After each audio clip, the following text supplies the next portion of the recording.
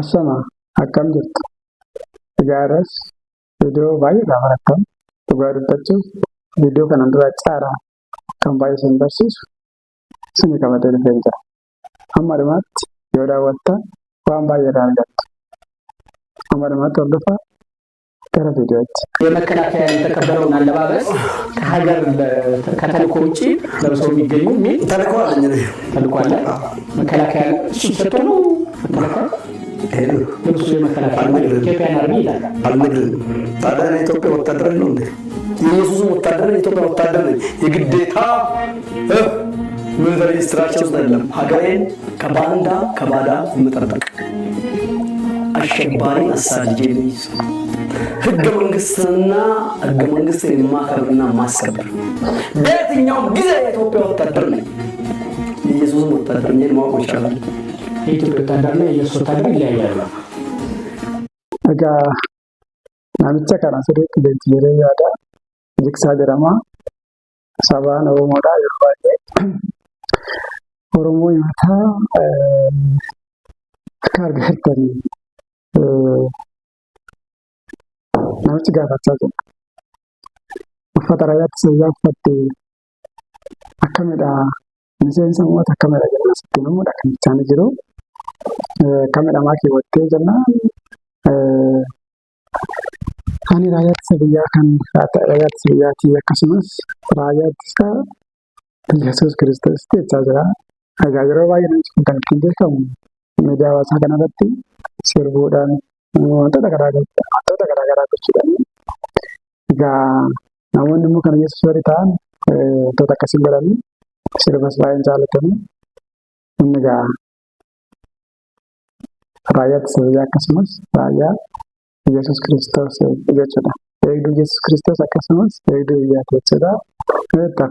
ሁለቱም ነኝ ምን በላ የኢትዮጵያ ወታደር ነው የኢየሱስን የራስ ጉዳይ የኢትዮጵያ ወታደር ነኝ እኮ አልኩ። አያም ዳርሚ አንተ እናትና አባት ሳይወልዱ እስኪያሳየኝ መታወቂያ ነው መከላከያ ነው የሚል አሳየኝ። ያን መርማሪ ፖሊስ ሰውን ካሳያል በሙያ አሁን መርማሪ ነኝ ስላንተ ላውቅና ስላንተ ልጠይቅ ነው። ስቱዲዮ ውስጥ ዓለም ዴሊጌትስ ጋር ከጆርናሎች ጋር እንዴት ለምሽ እንደምጠቅ ልትፈልግ ነው የለበስክበትን ህጋዊነት አስረዳ እኮ ነው የተባለው እንጂ ለምሳውማ በአካል ያየው በፎቶ ታየኛለህ። መርማሪ ፖሊስ ወይስ ተመልካች አንድ ነገር ተይቅባይ ለምሳው ፎቶ አቀጣዋል ሰጣን ጋር ለምሳው ነው ተሰየው ልብስ ነው ልቤ ነው ወታደር ኢትዮጵያ አርሚ ይላል። ይሄ ስማ ልቤ ግንባር አይታይም።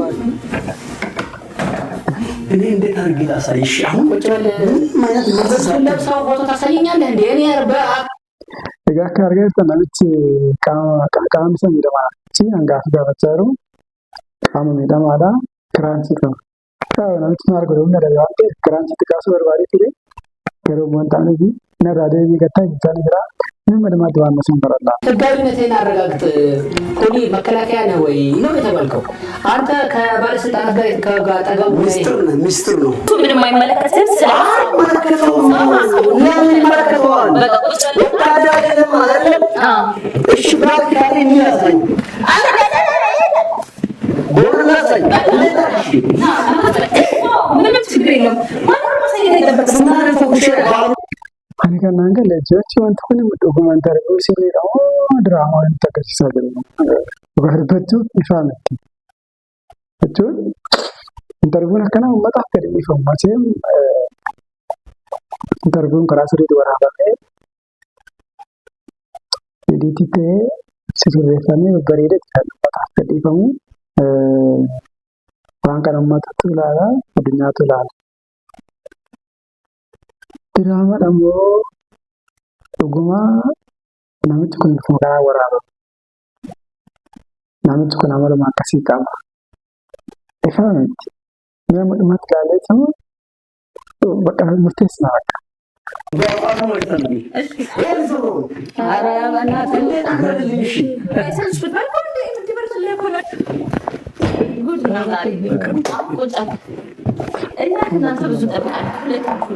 የኢትዮጵያ ሕዝብ ሚዲያው የግረኛ ተመልከቱ ሐሳቡ ክራንች አስተኮይ መታይ ነው በጭራሽ ይሄ ክራንች ስመራ እንዴ ይላል ጥይት እንዴ ብትተኮስ እንዴ እና ቀለዋን እንዲቀርባታል አየር ላይ ሳይሆን ተከራው ደሚነ እግረኛው ይሰማል። እዛ እንዲህ ብትተኩስ እንዲህ ቢጀል እንዲቀርባታል ነው አየር ላይ ከዛ ጥይቷን እንዲህ መልሼ ወደ አንተ ጣል አድርግልህ።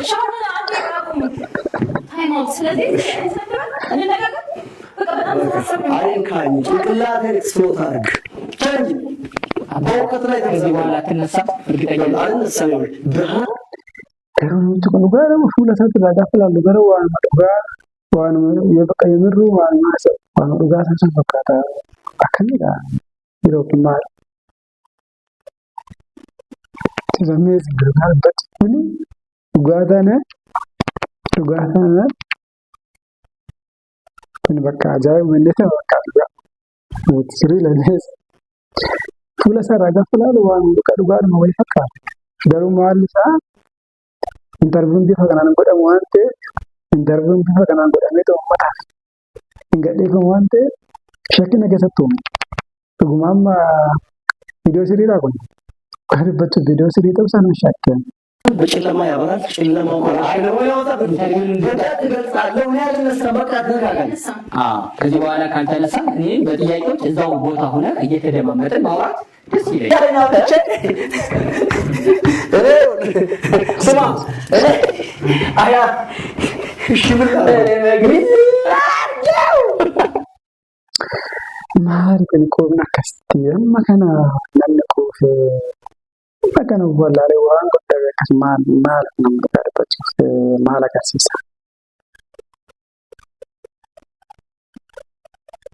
ማላና ማላካሲየም ማከና ገዲቦኔ ማከና ባለማ አደጉማ ነከሲ ማለት ጀስቱ ማን ብራ namni kun ummata Oromoo dachaa jira. Sabni biraa uummata Oromootiif ilaalcha akkamii akka qabaatuuf. Yeroo baay'ee saba biraarraa warra abbaa Oromoo jechaa jira. Isa agarsiisaa jira moo maal jechaa jira? Moo namti qaama miidhamaa waan ta'eef olaantummaa isaa namicha irratti agarsiisa. Maal jagnummaan akkana? Maal inni gootummaan akkana? Gootummaanis jagnummaanis iddoo qaba wanti hunduu. Maal namichi kun maal yaaditi? Qaama miidhamaa waan ta'eef moo duuba isaatu waa jira moo maal waan akkasuma? Nama qaanisa. Dhugaa dubbachuuf kun nama qaanisa. Tistuu ishee. እስማ አሁን መንፈስ ቅዱስ ስጠኝ እሱ የኔ ነው። እሸረፍ በልና በስነ ስርዓት እና ወለና ለከኝ በእውነት አይና ኪስ ከትቼ ወክ አደርጋለሁ። ከዚህ ታዲያ ምን ላድርግ? እንዴት ላሳይ? ቁጭ በል እሺ፣ ወታደርነት ላሳይ? ኧረ ቁጭ በል እውነት ላሳይ? ማለት ነው። ጋይ ኤሮ ተኮ ማንሰተን namni umurii irraa kan jedhamu ture umuriin nama barsiisaa jedhama. Kun yeroo tokko waan sirrii miti. Umuriin nama barsiisas nama balleessas. Umurii keenya seeraan itti fayyadamnoo ta'e umurii keenya keessatti wantoota karaa sirriin hin laalloo ta'e carraa argannatti fayyadamnu haala sirrii yoo ta'e umurii nama barsiisuu hin danda'u. Tasa nama balleessuu danda'a. Waan sirriin goonoo ta'e waan badaa waan gadhee barachaa deemnoo ta'e sanuma jabeeffannaa sana sanuma guddifachaa deemna. Namni kun nama guddaadha. Jeesti nama guddaa dhugaa argate. Namni immoo namni tokko namni fayyaa qabu akkas ta'a intarviiwudhaaf waamamee amala akkasii agarsiisaa akkas godhechuunis nama sirriidhaaf nama fayyaa qabu dhugaa argachuuf kun shatii keessa nama gashaa jechuudha. Maali kun?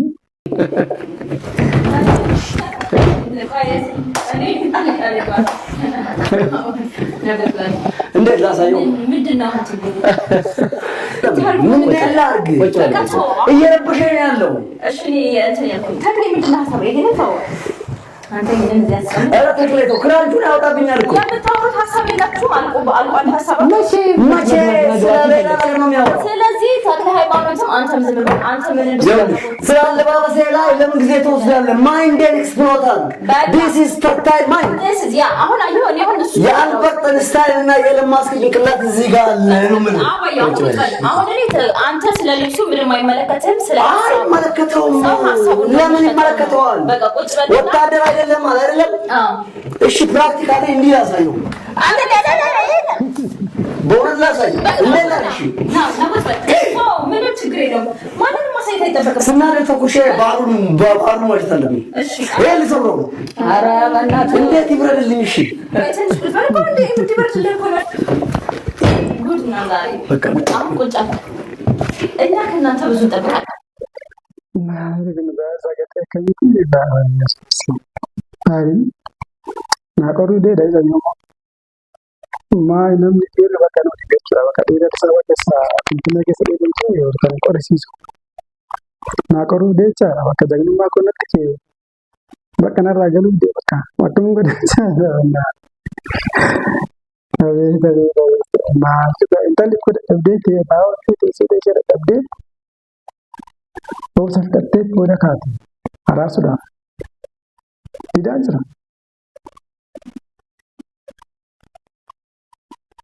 ማን ይበኔ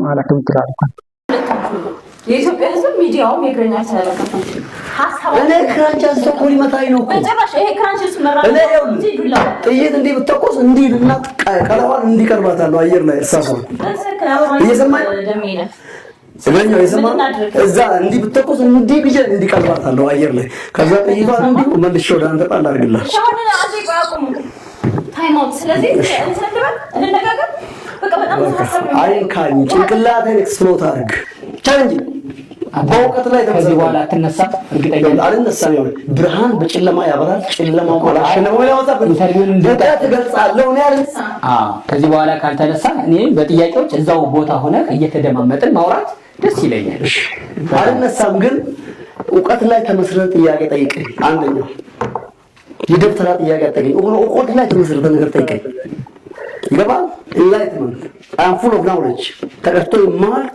እውቀት አለኝ እንደ አባይ ወንዝ የሚቀዳው ምን ተምራለህ ለምሳሌ የደም ልጅ አባየው ማስተርስ 3 ማስተርስ ዲግሪ ያለው ማስረጃ ደግሞ እንዳትለኝ በምን በሊደርሺፕ አንደኛ በቢዝነስ አድሚኒስትሬሽን ሁለተኛ በኢኮኖሚክስ ከኢንዲራ ጋንዲ ዩኒቨርሲቲ ሊደርሺፕ ከሊድ ስታር ዩኒቨርሲቲ ከአሽላንድ አሜሪካ ካለ ዩኒቨርሲቲ ጋር መተባበር እንደገና ደግሞ ቢዝነስ አድሚኒስትሬሽን ከሊድ ስታር ዩኒቨርሲቲ ከዶክተር አብይና ከለማ መገርሳ ጋር ማስተርሳችን አንድ ላይ ተማርነው እኔ የመጀመሪያው ባች ሲሆን ክቡር ጠቅላይ ሚኒስትሩና ለማ መገርሳ ሁለተኛ ባች ናቸው መጽሔቱ እንደውም ቦርሳዬ ውስጥ መኪና ውስጥ አለ ሰው ተላክ ሄዶ ማምጣት ይችላል አንድ ላይ ተመረቀ ኢትዮጵያ 6 ኪሎ ግቢ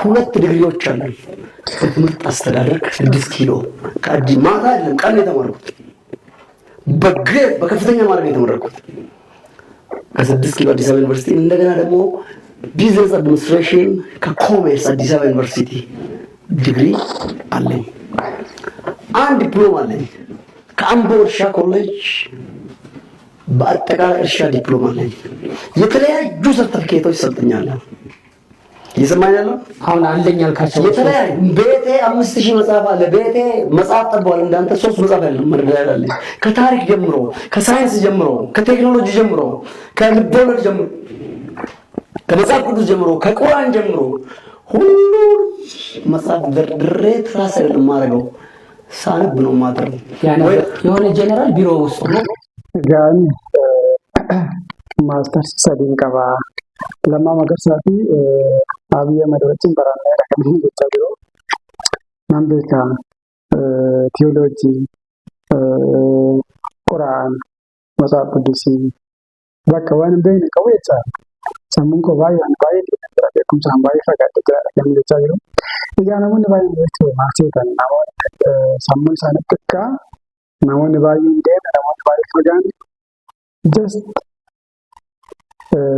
ኦፊሳኒ ኦፊስ ሱራፍ ያልኩ ደበነ ሱራያ namni kun tarii waan amma jedhe kana tarii barachuu danda'a.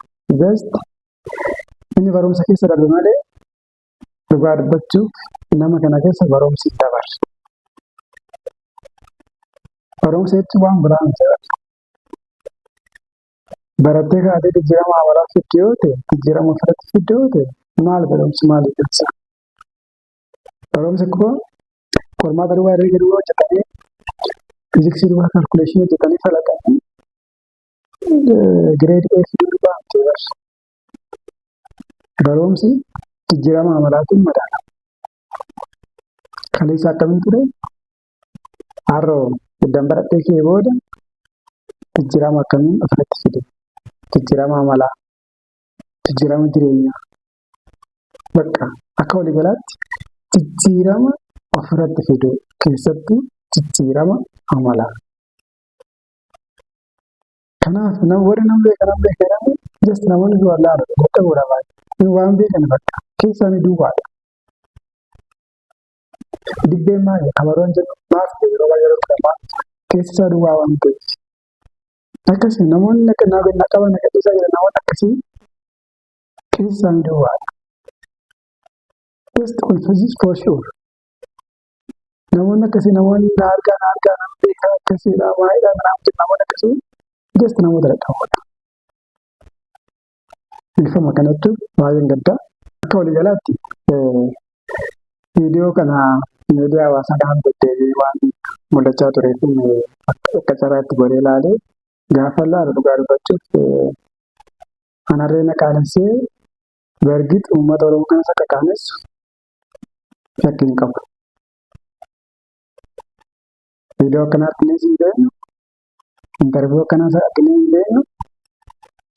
Kun intarviiyuu daa'ima xixiqqoo kan waan beekneef iyyuu intarviiyuu akkasiin godhan. Asirraa erga tokko hin qaba. Waan badheessin maal seetan jarri kun akka yaadutti yeebarii namicha kanaa kan amala namicha kanaa waan beekan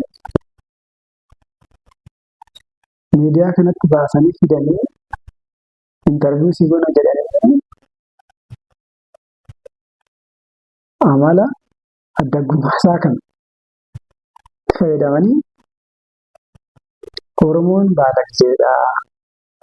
Oromoon warra abbaa yerooti. Mootummaan kan isaaniiti. Dhuunfanii jedhanii addunyaadhaaf agarsiisudha. Waan biraa hin qabu. Hiika biraa hin qabu.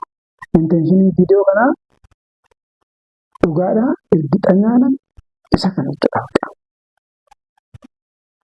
Baalagizummaa Oromoo mul'isuuf. Quufa Oromoo addunyaa mul'isuuf. Garuu Oromoon akkasii miti.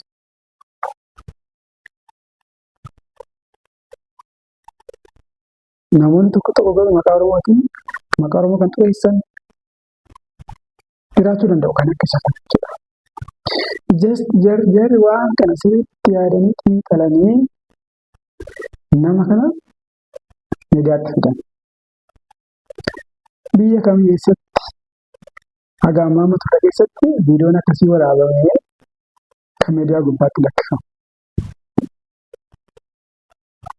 Walitti bu'iinsi yeroo intarviiyuus waraabamu walitti bu'iinsi tokko yoo jiraate viidiyoo sun ediitii godhamee keessaa muramee fedhii nama sanaa gaafatamee sirriitti xiinxalamee uummata kana hin mufachiisamu hin mufachiisu. Hawaasa hin madaala. Viidiyoon kun sirriidha jedhamee xiinxalamee kan lakkifamu viidiyoon akka beekamtu jechuudha. Kun garuu akkasumatti akkuma jirutti natti fakkaata. Amma asirraa intarviiyuu kanarraa waan hin arginu qabu lola malee. Utaacha lola kana duwwaa gara jechuudha.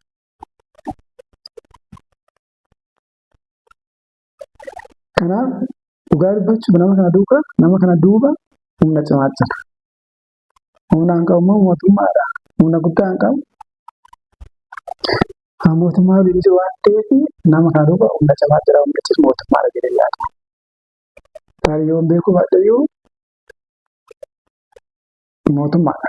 Jechuun mootummaa jiraata malee biyya seera jiru keessatti namni akkasii hin ta'u. Amma barbaade yoo ta'u.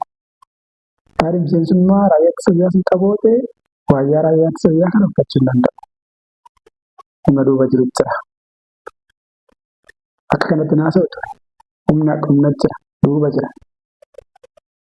Yeroo hunda namni sun akka barbaade taasa'a. Akka barbaade addagummaa agarsiisu, baalagummaa isaa agarsiisu yeroo hunda. Kun gaarii miti. Maqaa uummata Oromoo gaarii miti. Maqaa mootummaa kanaaf illee gaarii miti. Namoota akkasii adabachiisu. Namoota akkasii barsiisuun barbaachisaadha. Mee walaa gorfannu please uummata kana maqaan balleessu. Rakkataan meeqa jira? Uummanni Oromoo rakkoo keessa jira. Uummanni Oromoo keessattuu naannoo baadiyyaatti rakkoo hamaa keessa jira. Tokko carraa tokkotti fayyadamee quufee yeroo uummata Oromoo uummata miskiina uummata garraamuu maqaa balleessisan dhugaa dubbachuuf gaarii miti. Egaa viidiyoon irraa walumaa galatti kan fakkaata. Viidiyoo biraatiin akka walitti deemuutti fayyaa naa qabaadhaa. Nagaatti.